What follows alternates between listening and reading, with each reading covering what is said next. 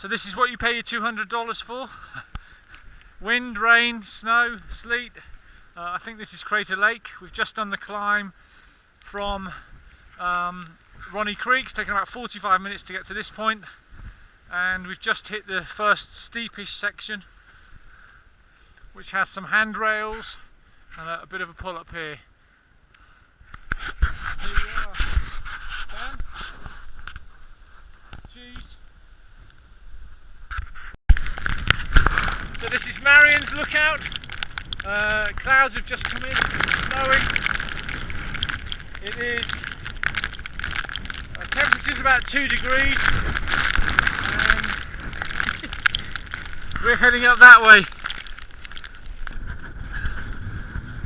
Oh, the sun's breaking out. Just had a bit of a blizzard on the plateau. Very cold. This is April or end of April, but great to see that sun is suddenly warming up.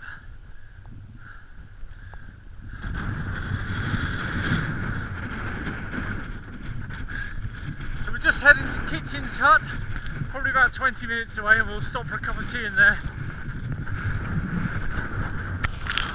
So we're 10 minutes from the Kitchen hut, and we're going to have a cup of tea. It's just in the about -1 or just below 0 now. As you can see, a bit of sleety snow coming in.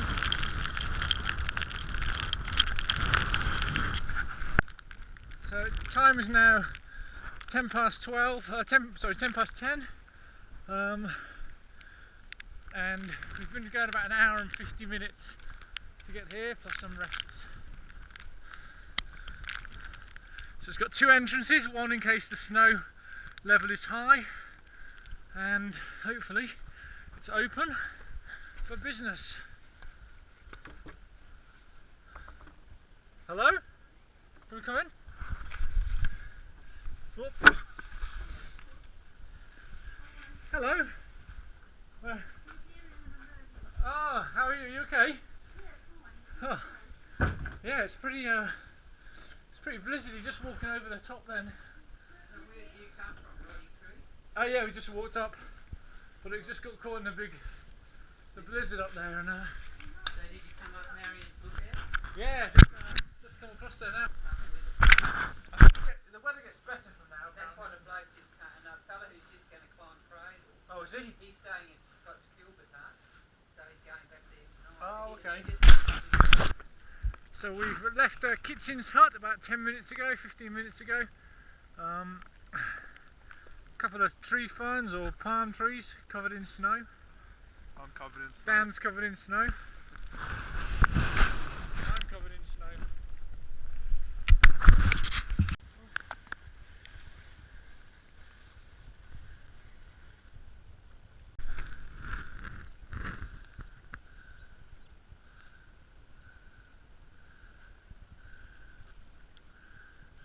So that's our side of Cradle Mountain.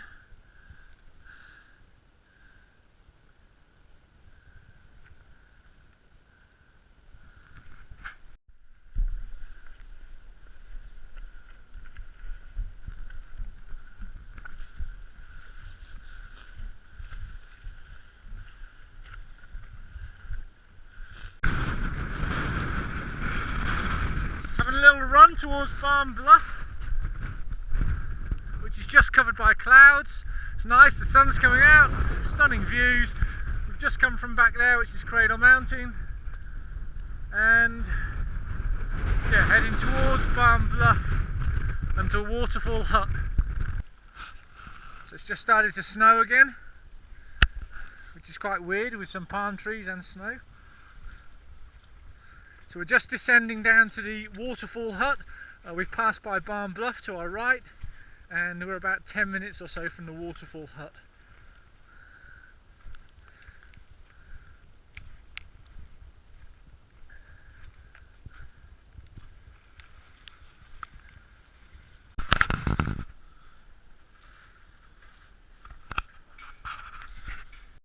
We've just had lunch at Waterfall Hut, which is just ahead of me there, and we're not going to stop. We're going to carry on now to Lake Windermere Hut, which is about 3 hours away. It's a bit of a quite a high driving wind with some sleet, snows type stuff coming in. Cold. We've got about 3 hours ahead. So we're about 30 minutes walk from Waterfall Hut on the way to Windermere Hut.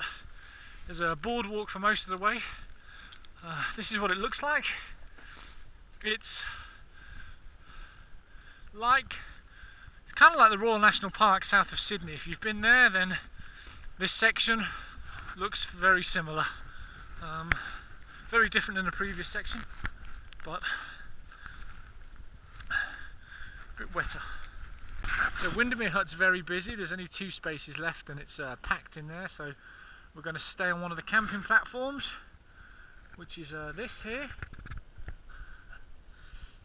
And you can see it has some hooks to tie your guy ropes to. Bit sheltered. So this is bed for the night. We're now about 20 minutes from the Windermere Hut, heading towards New Pelion, or Pelion Hut, which is somewhere straight ahead towards those mountains. I think on the left, I think it's Mount Oakley, and on the right, behind the tree there, is I think Mount Ossa, which is the highest mountain in Tasmania. We're going to head to the next hut, which is 17 k's away, and then we're going to carry on to the Kiora Hut, which is another 9 k's.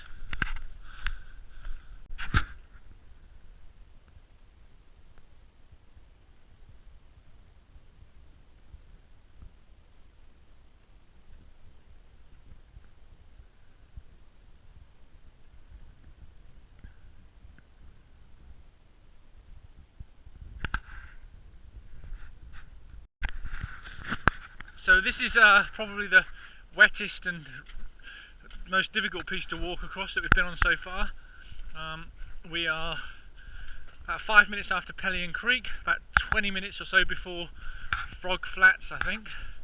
I'm sure it gets wetter than this, but anyway, this is the worst we've had.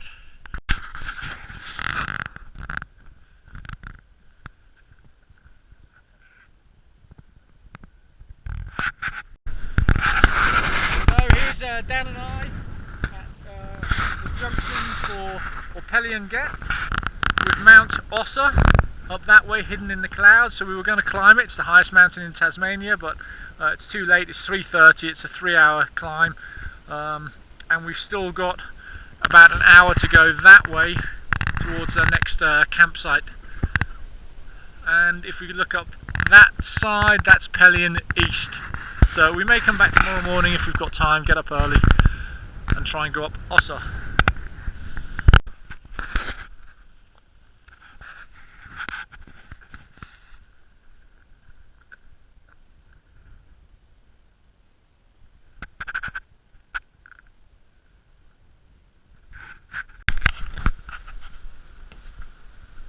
So this is Kiora Hut, just leaving, it's about half an hour. New Pelion Hut is about 4 hours that way, and we're heading about 10 k's this way through the waterfalls.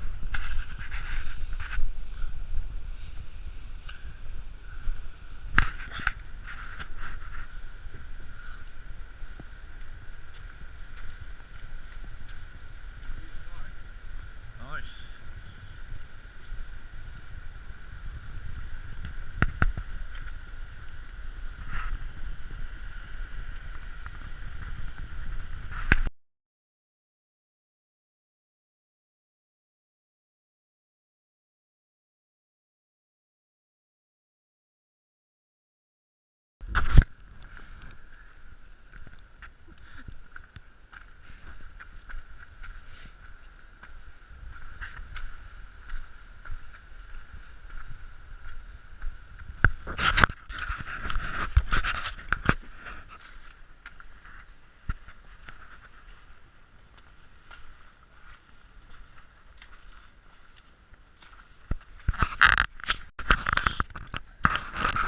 this is the Duquesne hut. It's an emergency hut.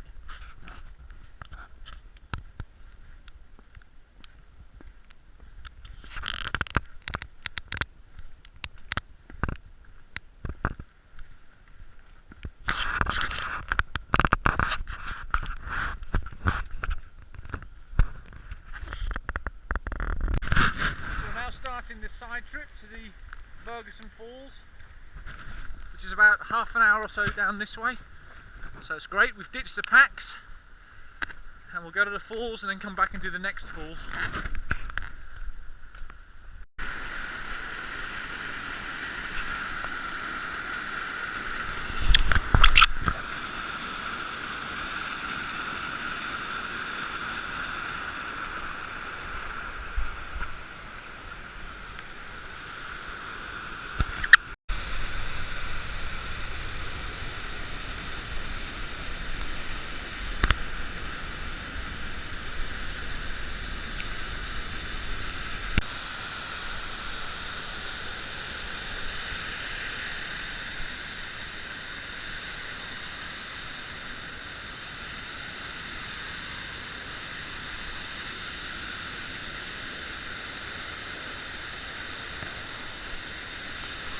Oh, don't want to slip just there.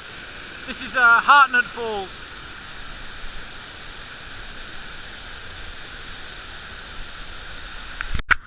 So this is what most of the track, certainly on the section from Kiora Hut to Windy Ridge or Burt Nichols Hut is like. It's lots of roots, very wet, no chance of keeping dry feet, and very hard to walk on. And it's for several kilometres like this. And actually much of the whole overland track is like this. Ridge Hut, or Burt Nichols Hut, is the first of the tent platforms we made camp, so it'll be interesting camping on snow. I think everybody else is in the hut, but Dan and I made camp. There's another platform. So just coming up to the hut now. Oh, it looks like there's two huts. Another platform. Oh, nice staff hut. And then, wow, this is a big hut.